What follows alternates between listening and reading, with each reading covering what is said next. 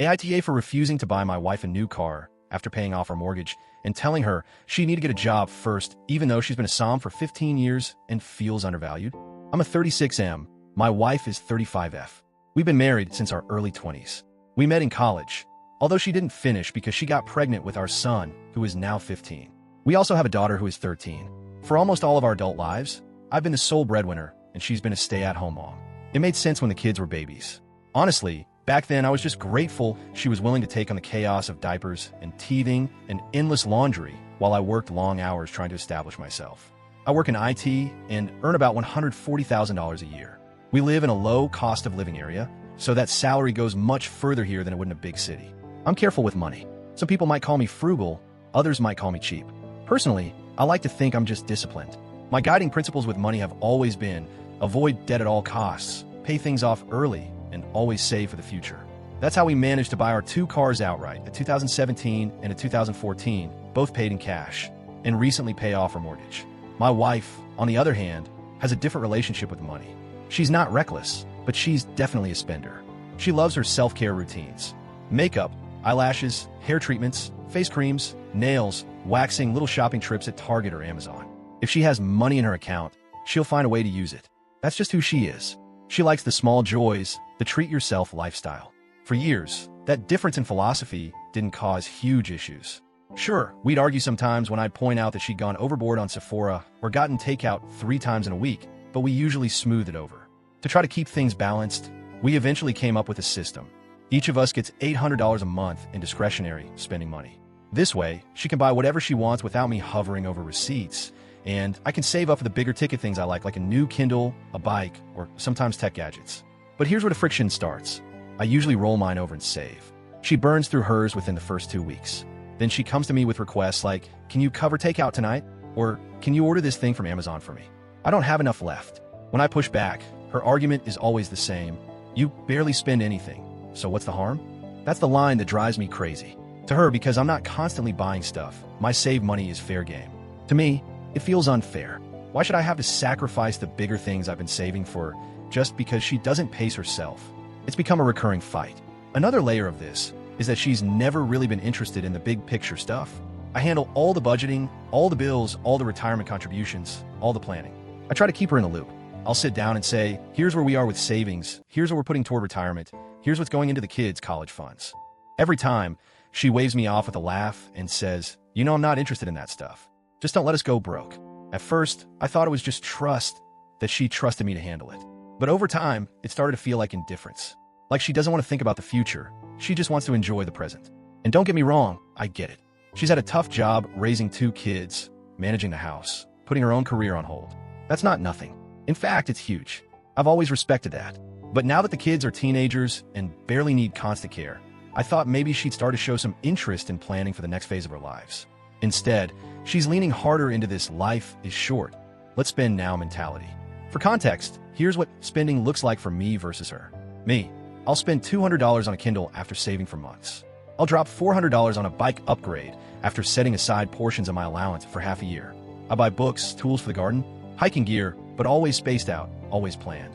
Her, in a single month, she might get her hair colored $150, nails done twice, $100, buy new skincare products, $200, a couple Amazon impulse buys, $100, plus random fast food or Starbucks stops, $50 to $100.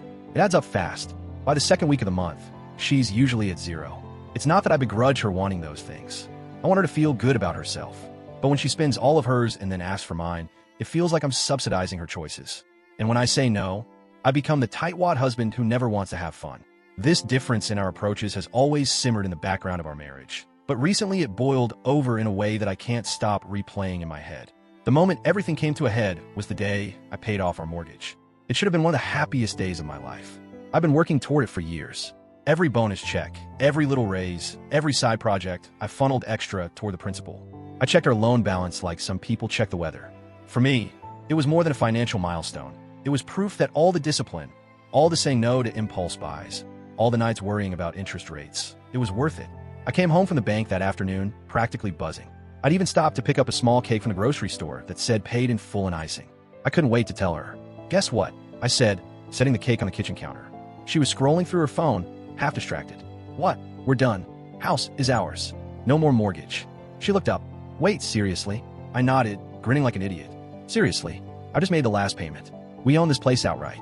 No bank. Just us. For a second, her face lit up. That's wow. That's amazing. She stood, hugged me, kissed me on the cheek. And then, without missing a beat, she said, good.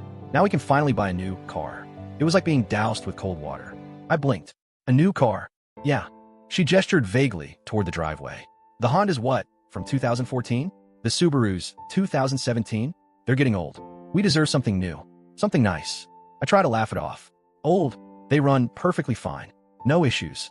We've kept up with maintenance. Yeah, but they're boring. Everyone else we know has upgraded. Don't you want something safer, flashier? We don't have a mortgage now. We can afford it. That last line, we can afford it, hit me wrong. I'd spent years pushing us to the finish line, only to immediately hear that she wanted to spend what I saw as our newfound freedom on a depreciating asset. I shook my head. No, that money's going toward retirement and investments. That was always the plan. She frowned. Always your plan. I tried to stay calm. We've talked about early retirement for years. Remember? Traveling while we're still young enough to actually enjoy it? That's not just my plan. That's our dream. Her voice sharpened. Dreams change. What's the point of saving every penny if we never enjoy ourselves? We could die tomorrow. That phrase again. We could die tomorrow. It's like her mantra whenever I bring up the future. I gestured toward the window, where our 2 cars Saturday. Those cars have been reliable for years. They're paid off. They get us everywhere we need to go. Why replace them? Because I'm sick of driving old cars, she snapped. Do you know how embarrassing it is when I pull up the school pickup next to moms in brand new SUVs? Or when your coworkers come over and see those? Everyone thinks we're cheap. Cheap. Or smart. I countered. Cars lose value the second you drive them off the lot. It makes no sense to dump money into something we don't need. Especially now. The kids will be in college in a couple of years. That's going to cost a fortune. Wouldn't you rather save for that? Her arms crossed. Her eyes narrowed. You're such a cheapskate. You never want to enjoy life. What's the point of working so hard if all we do is save? My patience snapped. I've been trying to frame it positively, try to remind her of the shared dream, trying to keep my cool. But in that moment, frustration took over. Fine, I said, voice sharper than I intended. We could buy a new car once you get a job, and you've been working for at least a year. Silence. It was like I'd slapped her. She stared at me, eyes wide, mouth slightly open. Then her face flushed red. A job, she repeated, her voice trembling. Did you really just say that to me? Yes, I said, though my stomach twisted. If you want luxuries, then contribute. The kids are old enough. You could get part-time work. Anything. Why should I be the only one sacrificing for the future while you spend like there's no tomorrow? She exploded. I've worked every day for the last 15 years. I raised your kids. I kept this house running. I gave up my own career so you could chase yours. And now you're telling me that doesn't count? That I have to get a job to deserve a car? You're unbelievable. I opened my mouth, but she barreled on. You think you're such a hero because you paid off the mortgage? Newsflash, you didn't do it alone. I was here, supporting you, making sure you didn't have to worry about laundry or sick kids or grocery shopping while you were working late. Don't you dare act like I've done nothing. Her voice cracked, but the fury was still there. You're a control freak, a miser. You act like my needs don't matter because they're not practical enough for you. Well, guess what? I'm tired of being treated like a child who has to beg for scraps. You can take your retirement plan and shove it. Then she stormed off to the bedroom, slammed the door, and locked it. I stood there in the kitchen, staring at the stupid cake with paid in full written in blue icing, feeling like I just lost instead of won. The fallout from that fight was brutal. At first, I thought she just needed a day or two to cool off. But the silent treatment lasted a week. A full week of her barely speaking to me. She still cooked meals and did her normal routines, but she moved around the house like I was invisible. The kids noticed. One night, we sat down for dinner, me, my son, my daughter. My wife stayed in the living room, scrolling on her phone. My son looked at me, then at her, then back at me. Finally, he asked, "Why isn't Mom eating with us?" I didn't know how to answer. "She's not hungry," I mumbled. My daughter rolled her eyes. "You're fighting about money again, aren't you?" The words stung. She said it with the exasperation of someone who's seen the same episode too many times. That's when it hit me. This wasn't just a fight between me and my wife. It was spilling over onto the kids. That night, lying in bed alone, I couldn't shake the guilt. Not just for the fight, but for how I fought. The words I'd thrown at her, "get a job," kept echoing in my head. I meant it as a practical suggestion, but I realized how loaded it was. To her, it wasn't about money. It was about respect. I vented to my brother. He laughed and said, "Dude, don't cave. A car? That's insane. Your cars are fine. If she wants luxury, she can chip in." He made it sound so simple, black and white, but it didn't feel that simple to me. Later, I talked to my mom. Her reaction was completely different. She said, "Honey, She's been home with your kids for 15 years. That's work. Hard work. Maybe you should give her this one. Give her this one? I repeated. Mom, a new car is 30 grand minimum. That's not a manicure. That's a massive purchase. I know, she said gently. But sometimes it's not about the money. It's about making her feel valued. Maybe she feels like you only see her as someone who spends, not as someone who's contributed in her own way. I wanted to argue, but her words dug under my skin.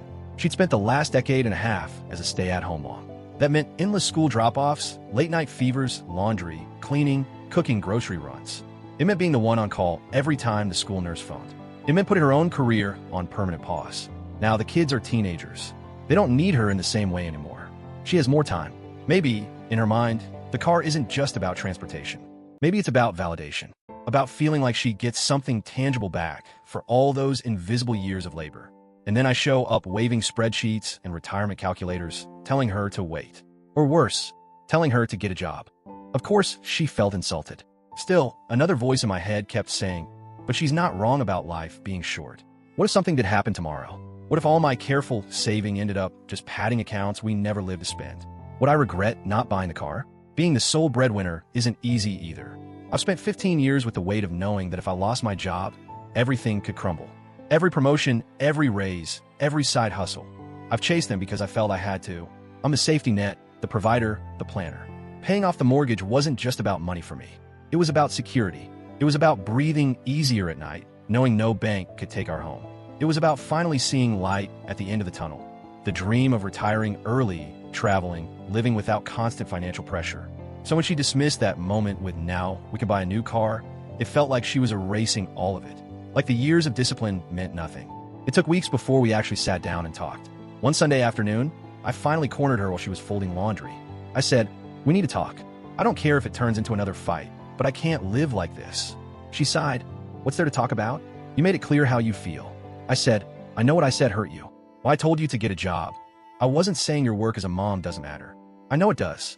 I couldn't have done what I've done in my career if you hadn't been holding things down at home." She looked at me hard. "But you made it sound like I've done nothing all these years. Like unless I bring home a paycheck, my contributions are worthless." "I didn't mean that," I said quickly. I feel so much pressure, being the only one earning money. I can't help but see everything through numbers. And when you asked about a car right after I paid off a mortgage, I panicked. I thought about tuition, retirement, emergencies. I lashed out. Her eyes welled up. "Do you know how it feels to give your whole self to this family for 15 years, and then the second you ask for something big, to be told you have to earn it? Like you're some teenager asking daddy for an allowance?" That went at me hard, because she wasn't wrong. That's exactly how it must have sounded. "I'm sorry," I said. "That's not what I meant. I was frustrated. I handled it badly. I should have talked about the timing, not put it all on you." She sniffled. "I just wanted something nice. Something that felt like a reward. Everyone else is moving forward, upgrading. And I feel like I'm stuck, still driving the same old car, still invisible." "Invisible?" I asked. "Yes," she said quietly. "You get promotions. You get recognition. You get to say, 'I paid off the house.' What do I get? Wrinkles from stress and a minivan that smells like soccer cleats. Sometimes I just want to feel like I matter too." That broke something in me. We didn't magically fix everything in one talk, but we made some progress. No new car right now. Both cars are still reliable. We'll revisit the idea later. Create a fun fund. Instead of funneling every penny of a mortgage payment into retirement, we'll set aside a portion each month, a guilt-free pot for trips, experiences, maybe eventually a car. More recognition. I promise to do better about acknowledging her work and showing appreciation. Conversations, not ultimatums. No more get a job lines.